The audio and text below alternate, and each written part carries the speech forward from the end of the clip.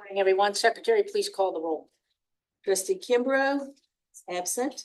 Trustee Mingler. Trustee O'Malley. Here. Trustee Rainey. Here. Trustee Rowe. Here. 4 members present. We have a quorum and I call the meeting to order. The minutes for the December 5th, 2025 Audit Committee meeting and Audit Committee executive session were circulated in advance. Are there any corrections or additions to the minutes?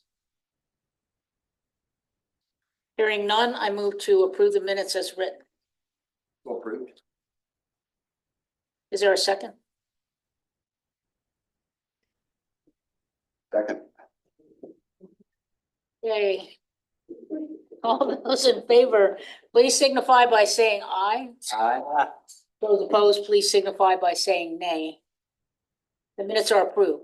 There's one action item for the committee to consider. Fiscal year 2026 revised audit plan. Your meeting materials included the FY 2026 revised audit plan. I recognize Mr. Blaine Clements, Chief Audit Officer, who will provide further information. Thank you. Good morning. The Office of Internal Audit prepares an annual audit plan at the beginning of each fiscal year. This plan is based on staffing and time resources available to perform audits and is prepared in conjunction with the annual risk analysis of the university's auditable areas. Audit Committee approved the fiscal year 26 audit plan on June 6, 2025. During the year, changes in audit priorities may result in alterations to the plan.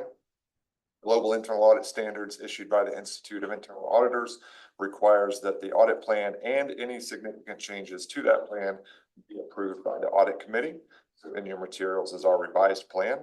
There was only 2 significant changes this year, and they're common changes. We always plan to do a state audit follow-up, but this year there's, as Travis will say, there's not a finding for us to follow up on, so we took that off. And then the routine at the beginning of every year, we bucket some hours to look into fraud. And as those allegations come in, we take them out and put them in a separate investigation line. So those are the 2 main changes. Behind the audit plan is 2 charts that show you how we spend our budgeted time, or how we think we're going to spend our budgeted time. And it is, we want to make sure a priority of our audit time is spent on business ops, which it is 75%. And the majority of our time is spent doing risk-based audits, which it is at 65%. I'd be happy to answer any questions you have about this information item or this action item. Do I hear a motion to approve the fiscal year 2026 revised audit plan? Move to approve. Second. It is moved and seconded to approve the fiscal year 2026 revised audit plan as written. Is there any further discussion? All those in favor, please signify by saying aye. Aye. Any opposed, signify by saying nay. The motion carries. There are 3 information items on the committee agenda. Item A, review of fiscal year 2025 financial statement audit performed by the State Comptroller's Office.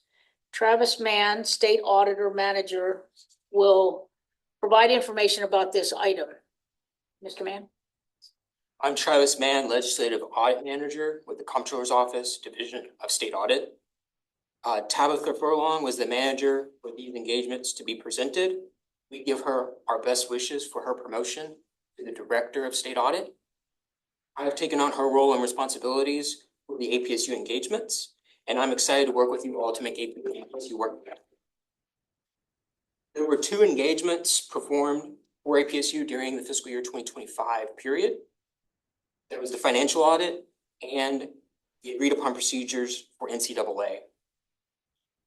The financial statement audit was performed according to the government auditing standards applicable in the United States. Those are the AICPA standards. Standards applicable to financial audits and government auditing standards issued by the Comptroller General of the US. That's also the Yellow Book. We issued an unmodified opinion. In colloquial terms, that's the clean opinion, the one everyone loves to get. And on the APSU financials for December, we released those statements in January of 2028, January 2028, 2026, and that opinion was opined on in December 11th, 2025. And for those fiscal year audit, we had no findings. For the APSU engagement, the objective is to determine compliance with certain NCAA bylaws. We performed in accordance with the standards issued by AICPA for the engagement, and we issued the report January 29th, 2026. During that engagement, we did note one issue.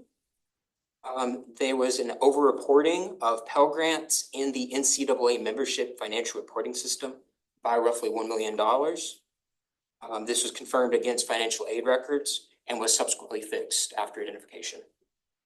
And I yield back my time if you have any questions.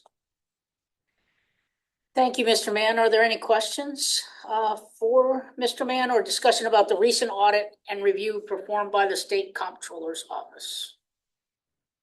Just one comment. My new four-letter word when I'm in a sand trap is NCAA. Why you follow any of their rules, I don't know. It's a Wild West show, and just a comment. So thank you. Thank you. Thank you for that comment. One other comment is, it sounds like we had a great report. How often is it that you see a report that has no findings? They're relatively common across the state. Findings, particularly on financial audits. Usually it's when you get into a hole and you have findings that don't get resolved and you kind of get into that kind of where you never get out. You keep finding. Yes, you just keep kind of being in a hole. So usually once you're out of a hole like that and you just keep good processes in place, it's usually fairly straightforward to kind of keep things on a good trajectory. And so a lot of it is just avoiding falling into those pits and just making sure you're responsive and planning ahead, especially when new standards are coming. Thank you. It's still an amazing thing to have happen. And Still feels good. It feels good. And so thank you to the audit folks here at the university and everybody that contributed. Review of internal audit reports released between November 7th, 2025 and March 12th, 2026, and list of outstanding audit recommendations. Mr. Clements will provide information about this item. Yes, ma'am. Internal audit released two reports in the last quarter. Both were departmental audits, and they were of the registrar's office and of the library. Although neither report contained any findings, we did identify 21 opportunities for improvement for those departments. None were significant enough to include in a report to give the visibility. We currently have no outstanding audit issues, which is maybe a first since I've been here. Usually there's always something dragging, but that's clean. Which means management has adequately addressed all the issues that we've asked them to, of the things that we put in the audit report. And in clean audits, like I said, we had some things to ask the departments to approve on. And so far we're up to 69 this year. So although you see clean reports, we are helping on less visible and less significant items. I'm happy to answer any questions you may have. Any questions? This is also an information item and requires no action. Item C, client satisfaction survey results for calendar year 2025. Mr. Clements will provide information about this item. The Office of Internal Audit is committed to a continuous quality assessment improvement program. This program includes periodically soliciting feedback directly from the clients we have served about the quality of services we have provided. At the beginning of each calendar year, we send out a 11-question survey to staff who we feel have had significant interaction with our office related to audit engagements during the previous year. The survey responses are anonymous to ensure candid feedback.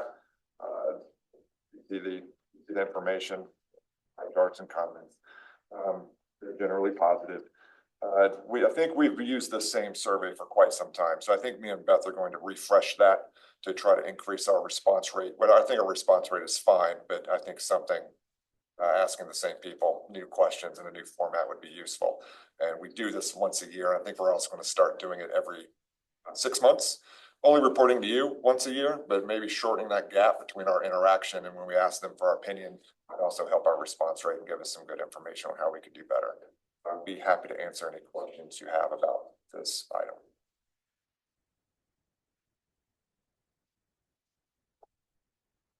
This is an information item as well and requires no action. This concludes the agenda, and I move that the public portion of the audit committee meeting adjourn. Second. All those in favor say aye. Aye. Those opposed say nay. The ayes have it, and the meeting is adjourned at 15.